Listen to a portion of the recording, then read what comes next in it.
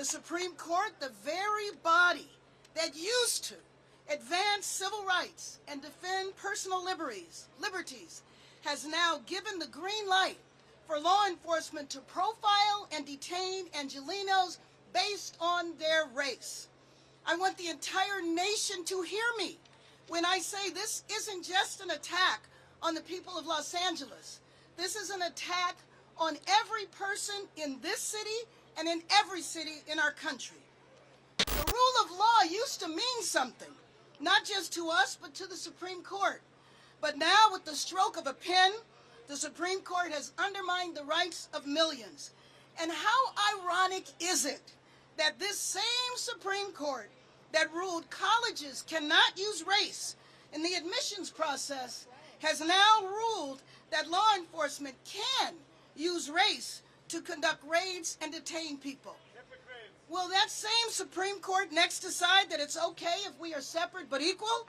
That some can marry but others can't? That rights apply to some groups and not to others? That they will ignore precedent and do whatever the White House wishes? Unfortunately, we knew we could not rely on the Supreme Court to deliver justice. I have already directed all city departments to bolster protocols and training in compliance with the city's law prohibiting the use of resources in immigration enforcement. By siding with the Trump administration, this court's majority has revealed itself as highly prejudicial and has further empowered authoritarianism in this country. Immigration agents are now being given the power to profile, stop, detain, and arrest people because of the color of their skin, the language they speak, or the work that they do. In doing so, they have effectively legalized racial profiling and, by extension, racial discrimination. The decision of the court is repulsive, violent, abhorrent. It appears now that the Supreme Court rules, that the Supreme Court relies instead of racist labels and stereotypes to make decisions. It appears that the highest court in our country will continue to co-sign the authoritarian agenda of the Trump administration at the expense of its own legitimacy. We may be losing in the courts for now, temporarily.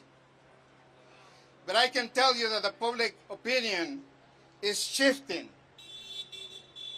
nationally about immigration. And it's shifting not because there's a political class that's fighting hard and strong. It's shifting because people are standing up and bearing witness of the cruelty that's happening in these Home Depots and everywhere in our city.